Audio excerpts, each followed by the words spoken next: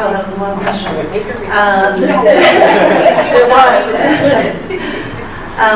Well, that is a great question, especially since the workday doesn't always align, or depending on who you are, the workday doesn't really align with the school day. So it is really important for a lot of reasons that children have significant opportunities after school. What I would do is reach out to those organizations, of course, that you mentioned, which in my experience don't have a good presence, at least on our side of town, and reach out to those organizations to see if we can make some good contacts and see what kind of services they'd be willing to provide. I know that some of the schools, especially in Ward 1, have engaged a different after-school program, so there's now more options. But a lot of these after-school programs are run on the backs of the PTOs and the PTAs. So they do an excellent job. I would continue to work with the PTOs and the PTAs and these additional organizations by reaching out and communicating and getting together and holding forums. Thank you. Paul? Very good question. I would reach out to the leaders of those organizations, who would be Grossman Sports, Big Brothers, and have them come before us and ask them questions on how they would be available for youths to participate in some of their programs. Also possibly some seminars that different organizations would have to enrich us, and we can learn about those programs. Thank you. Michael? I'm fully in favor of after-school programs. As a working parent, I know how hard it is to align kind of a work day with a school day.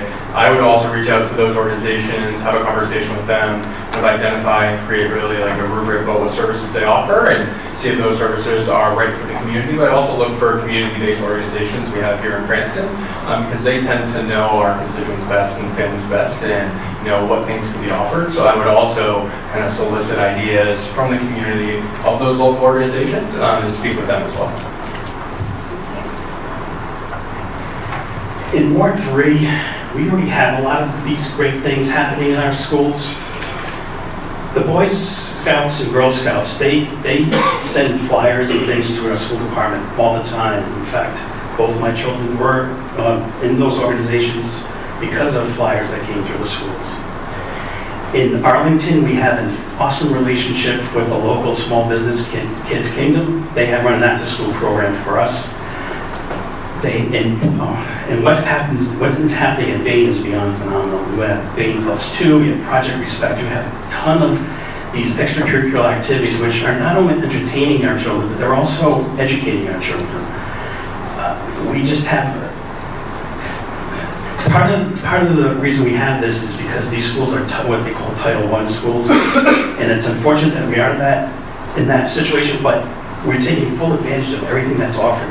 The children are benefiting greatly from these programs. So I'm proud of what's going on in our schools in Ward 3 for after-school programs. Thank you. Janice? Currently, the district partners with the YMCA. We do have Bain +2. We also have ALD at the elementary schools, and that program is actually expanding, and that's an after-school learning program.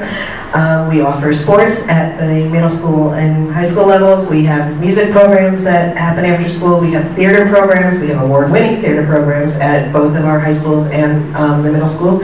We have 21st Century Alliance. We have partnerships with other organizations throughout the district, like Kids Kingdom, and I know that there is another one coming up. I just can't recall the name right now.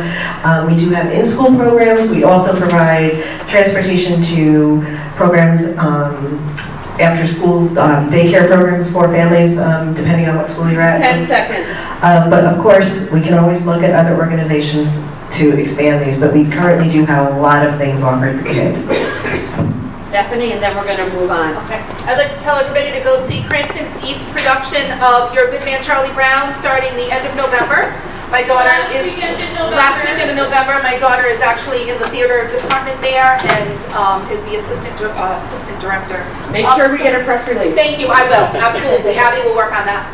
One thing I almost feel like I know who wrote this question and who submitted it, because one thing that we have stopped doing is allowing certain groups to come into the schools, like say during lunch meet and greets and things like that, for Boy Scouts and those types of organizations, because we just felt it was too distracting. The school day is so short. Kids, there's such a demand on teachers and children that we just didn't want them to be distracted by having some of these chartered organizations come in to meet the children in the school day. However, we allow flyers to go home. We PTAs 10 seconds. host these groups, and we actually host these groups in our school departments as partnerships. So that I think any one of us would be happy to have and welcome.